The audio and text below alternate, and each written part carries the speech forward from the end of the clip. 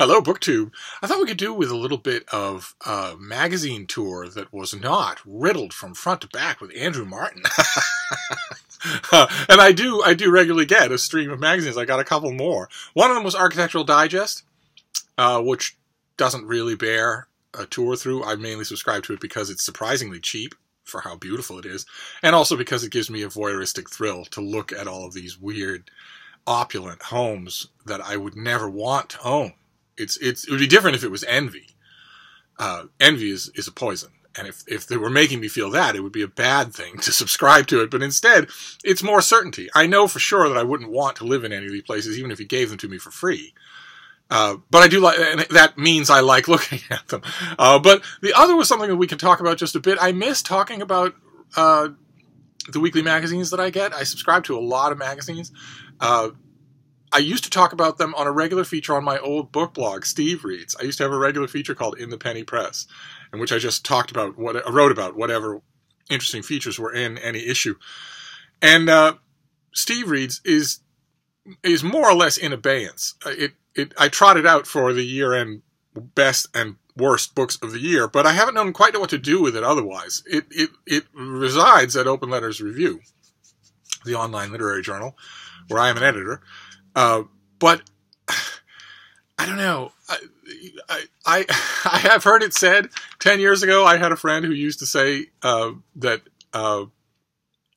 he used to witheringly remark that book blogs are for people who aren't getting enough work. And I told him, no, I'm getting work, and I still like the totally unscripted and informal nature of a book blog. I still like that, and we had many arguments over wine, and he would say, well, okay, what does unscripted mean? And I would say, well, where I'm just being more loose and informal. And he would say, okay, but would you ever in a million years publish to an audience unformed thoughts about a book or anything you read? And I said, no, I think about it all carefully ahead of time. And he said, well, then it's a review. So, and if you're going to do a review, then do a review, and do a review site. Anyway, I still haven't figured out quite what I want to do with Steve Reads. Whether or not my old friend was right, and it really is a case of me just not needing to blog anymore now that I can review every day, everywhere. But it does leave, in the meantime, features like In the Penny Press in the cold. So I thought we'd go through a magazine just briefly. I won't try your patience. There are a couple of things I want to talk about in the new Esquire, which you may have heard of. For this thing, on the cover, Jennifer Percy wrote a book called About a Boy, a long profile about one high school boy in small-town Wisconsin that has been, if you're on social media, I'm not sure that I encourage you to be on social media if you're not, but if you are, you've seen this thing linked everywhere and talked about endlessly, which is exactly what Esquire was going for. And it's fortunate, it's redeeming, that Jennifer Ryan is a fantastic writer. So it would have deserved to go viral for all the right reasons, even if it weren't going viral for all the wrong reasons. And the article is interesting.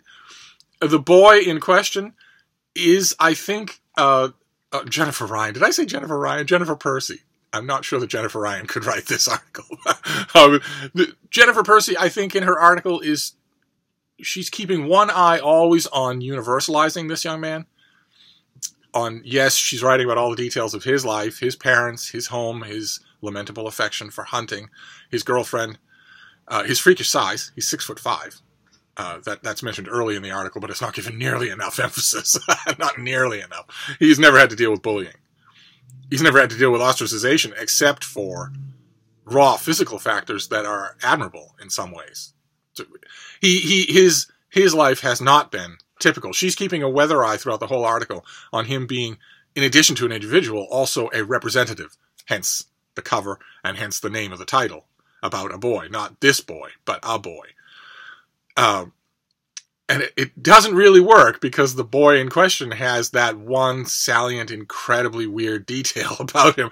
It also turns out in the course of the article that he's really personable and really smart.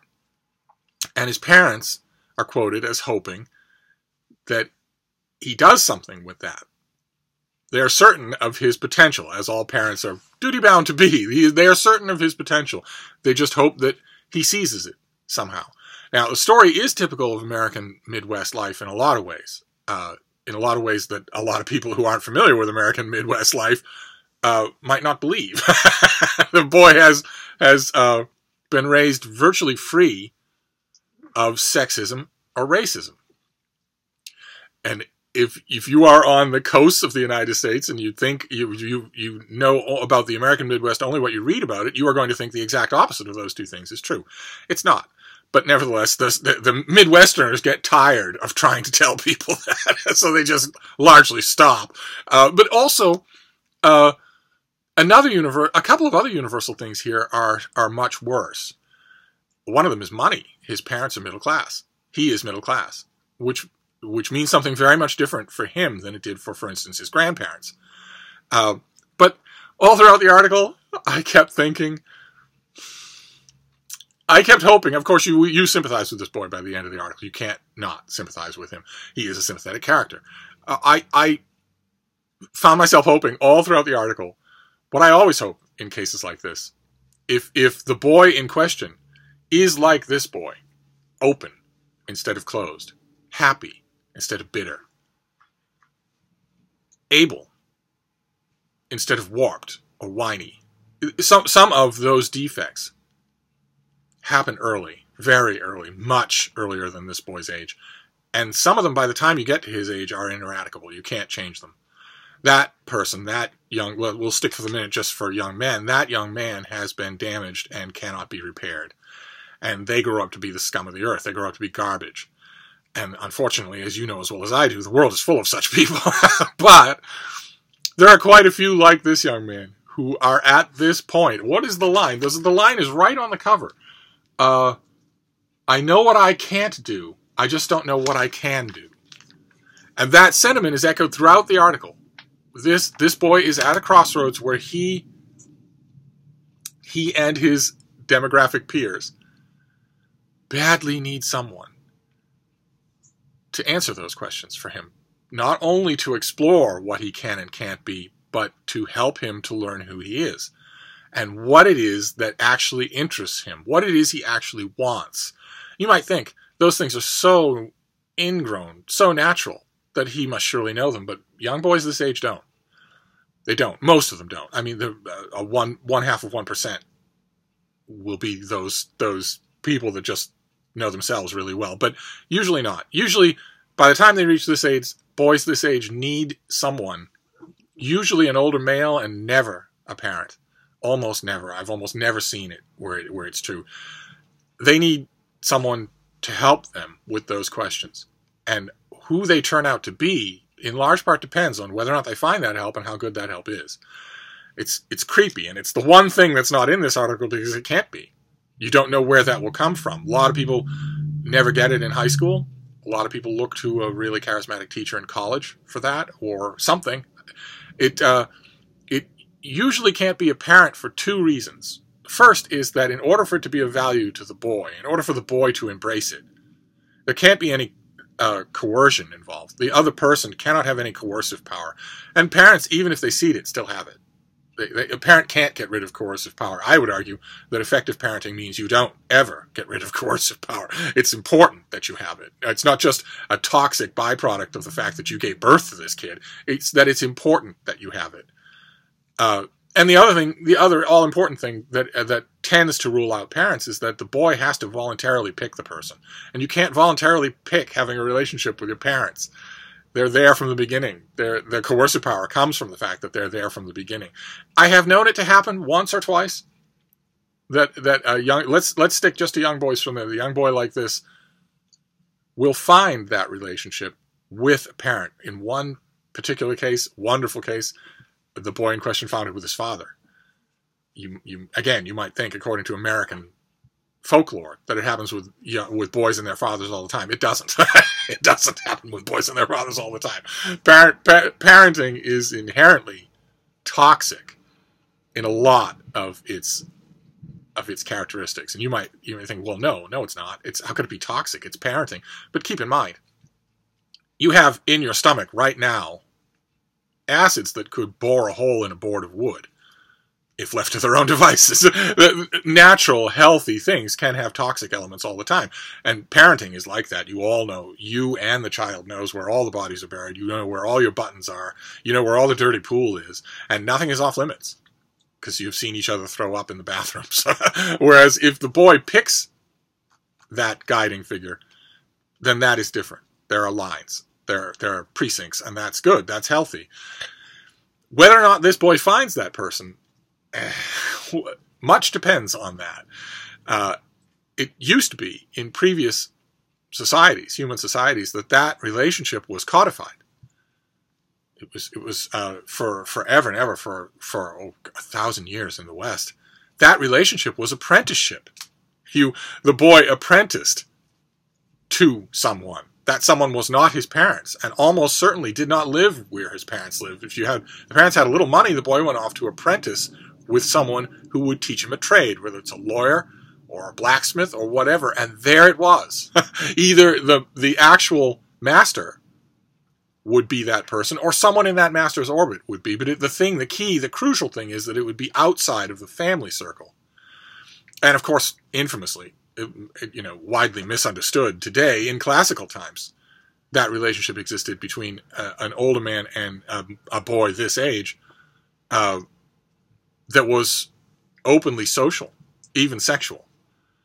And that was the price. That was the initiation price, was that there was never anything, for instance, in classical Greece. You see it in the literature of classical Greece everywhere. In classical Greece, the trade was a mark of prestige on the part of the older man to have an attractive young man who was either his escort or his lover or both. And in exchange for that, the older man taught the younger man exactly what I'm talking about. What I can be, as the caption said, what I can be and what I can't be, what I can do and what I can't do. Invaluable stuff that his parents couldn't teach him because there was no social element, because there was no uncoerced element. I'm not quite sure that anything like that exists now. I'm afraid that in the late 20th and early 21st century, that duty has largely fallen to the internet and to celebrities, to celebrity imitation culture. I think that's why you get so much dysfunction here, because lawsuits have sprung up everywhere. Helicopter and lawnmower parenting is now completely commonplace everywhere, even in small town Wisconsin. There isn't the freedom open for this boy to find that relationship. And also, look at the scandals that have embraced the Catholic Church in the last 25 years. Parents are well within their rights to think that a boy like this has shark-like predators swimming around him just out of their sight everywhere he goes. They're well within their rights to think that. I don't think that's true. But you could easily see how a reasonable pair of parents could think that. So it's harder and harder. The collateral damage here is the boys. It's harder and harder for them to find that person. So that was my question running throughout this piece. It was excellent. And it doesn't deserve a lot of the reductionist thought that it's got online. Not that anything ever does. But the question I had throughout it was, who are you going to find? Who are you going to find, American boy? Who are you going to find? Are you going to find him? And if so, what's going to happen? I hope very much that Esquire follows this kid throughout his life. I really do. Or at least that they do a follow-up article in 10 years. In the follow-up article written in 10 years, in 2029, God help us all, you would be able to tell in 2 lines of that article whether or not he had found that person. That's the only question that was left unanswered by this excellent piece. I'm glad Esquire ran. But believe it or not, that was not my favorite thing in this issue. It hit close to home. The subject of boys finding that particular person hits close to home. I found that person when I needed them, and I have been that person. I've had the honor to be that person for many boys like that, right on the cusp of young adulthood. And it's crucial. It's incredibly important. I think a lot of the social ills that we see in the news, many of which are perpetrated by young white men who look a lot like this kid, I think a lot of those ills can be laid at the foot of the fact that these boys were not able to find the person they needed to teach them about themselves, to give them the freedom to complain about their parents, to break the rules and then be held accountable, but not with grounding. That's crucial. And I think a lot of young boys are not finding that in let's say American society today. So that hit close to home. But another article in this issue hit even closer to home. It's by Ryan Lizza, and it's called A Swamp Divided. And it is all about an aspect of life in Washington, D.C. That I've talked about on this channel. It doesn't get a lot of attention, and it prefers things that way, and that is the social life of our nation's capital. The laws of the nation and a large part of the influence of the world happens from 9 to 5, or really from 7 to 9:30, in the corridors of power in Washington, D.C., in the state houses and the embassies and whatnot. A lot of vital and very stressful work gets done there, and traditionally, for 150 years, when that work is over, Washington, D.C. and the communities around it in Maryland had a very active social life, overseen by ladies who it has often been said in many decades, in many generations, it has been said that they truly do run Washington, and it was absolutely true. The famed Washington hostesses, who would throw their houses open, have parties, carefully arrange guest lists, and make sure that the partisanship that characterized the work during the day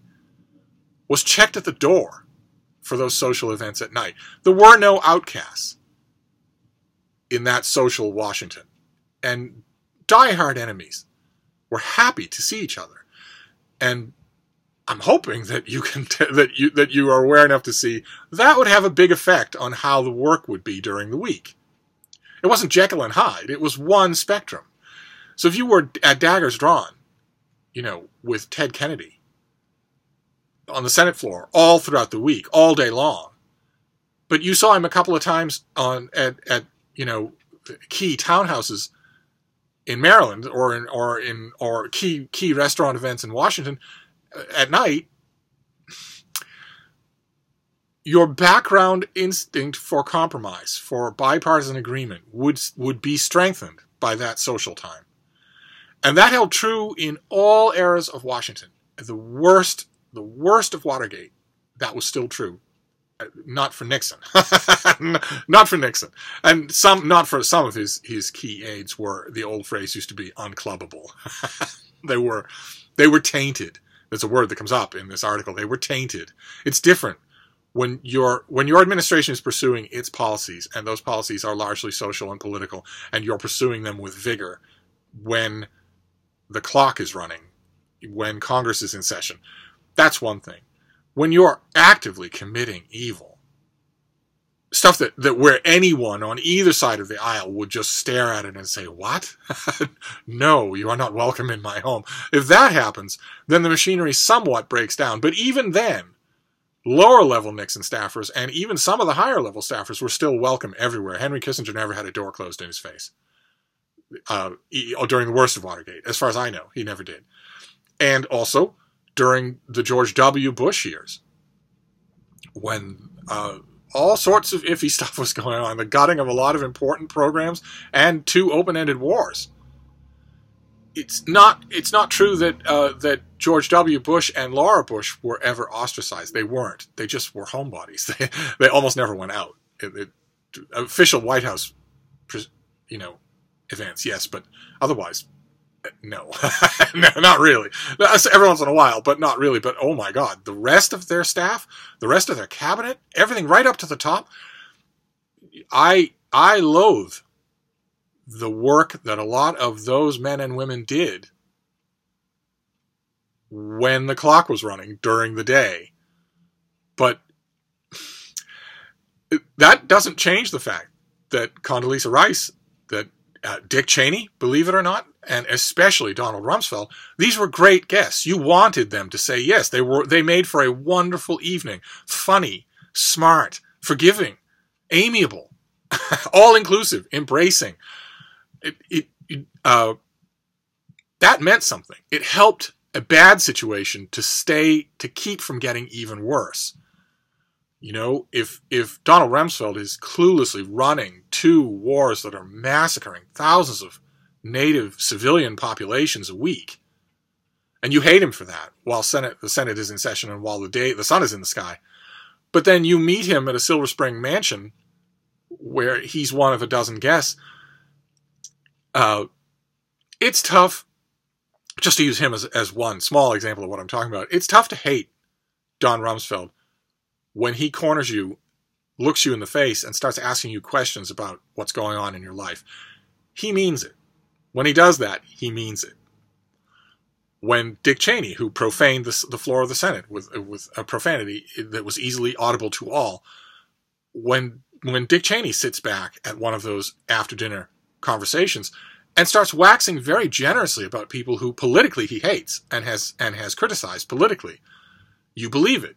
There are no cameras there, and oh God, as daring as the paparazzi is, no one is brave enough to take on these Washington hostesses. You do not want to be on their bad side. If they tell you you aren't welcome, you're not welcome. so there's no possibility that he's playing to the camera. You believe him. When he did that, you believed him. And those moments and moments like that reminded you that the people you were hating and fighting against during the day are actually people. And that moderates things some. It's crucial to the workings of Washington. And so this article is all about what happens now. What happens to social Washington in the Trump era? And it's just as bad as you would think. Because the Trump administration is as...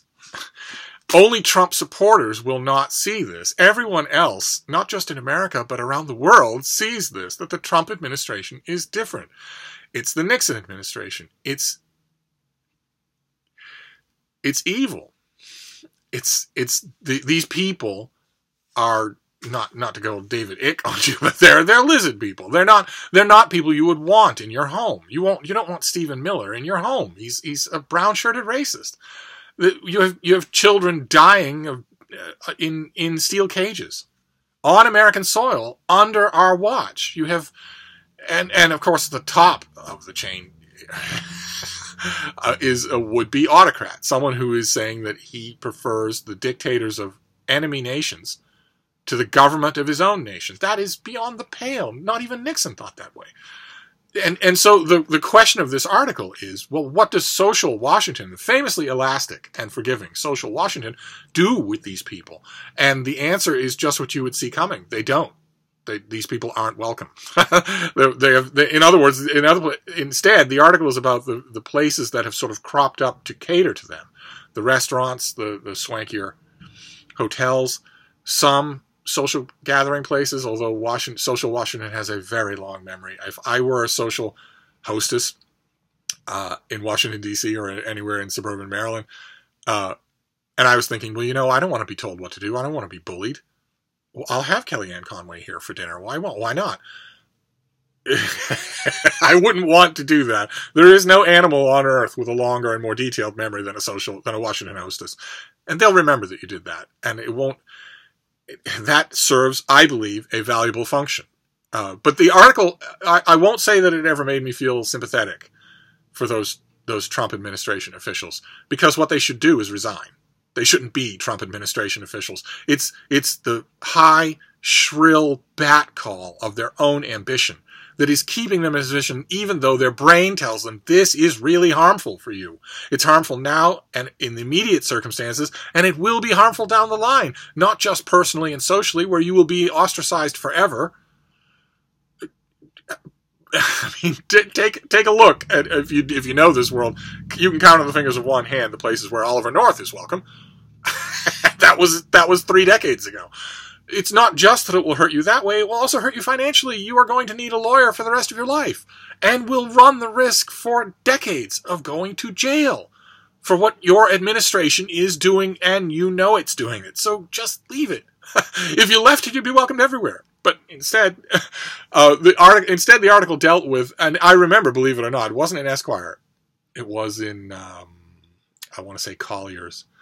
There were articles like this about the Nixon administration, about where did Nixon people go to let their hair down, which was our phrase in the 70s. Now hair is everywhere. He has normal hair, but most people don't. But and again, the article says that his parents cut his hair, and then he sort of styles it into whatever he can do with what his parents do. That's kind of charming. But the Washington article made me think, and it hit close to home because I used to live in Washington, and I knew that world well. I knew those hostesses well. I knew that world, that after hours alternate Washington, extremely well. Let's just put it that way. I knew that world extremely well. And reading an article about what that world is doing, adapting to Trump, was fascinating. And the final word in the article is given to one of those hostesses, one of the grandest of them all right now, who said what is, I hear, the common opinion in Washington, D.C., which is, I'll just wait it out. Sooner or later, these people will be gone. Because that other Washington has infinite patience and can wait it out. So that was the latest issue of Esquire. This, you're not going to read anything about that Washington article. You're not going to see it linked anywhere on social media. This thing you might see linked on social media. If you see a link that you can click through the whole article, it's well worth your time to read. Very thought-provoking. Because like I mentioned, in some ways, this boy is meant to stand in for a whole generation. And I always find that a little bit unconvincing, because you only have to scratch the surface of some of these kids. This kid, for instance, is not an example of the type I mentioned who are damaged by the time they get to his age. They aren't interesting to scratch the surface of, those damaged kids. But this kid is not. He has not been damaged. He has largely not been formed at all. And when you scratch the surface of anyone like this, you find someone who is not like any of the others. None of them are like each other. That's the whole glory of it all, is that the aspect of this article that wants him to do stand-in duty doesn't really work in a country like America. In a pluralistic society like America, where you aren't going to be indoctrinated by this age to be identical to everyone else your own gender and age. And he's not. So that part, I don't know. That part, you might lose a little patience with it, but I think you'll be fascinated all in all. And of course, it's fantastic writing. But anyway, that is the latest Esquire. To get the taste of Andrew Martin out of our mouth. I'll be back to bookish stuff next time. Thank you, BookTube.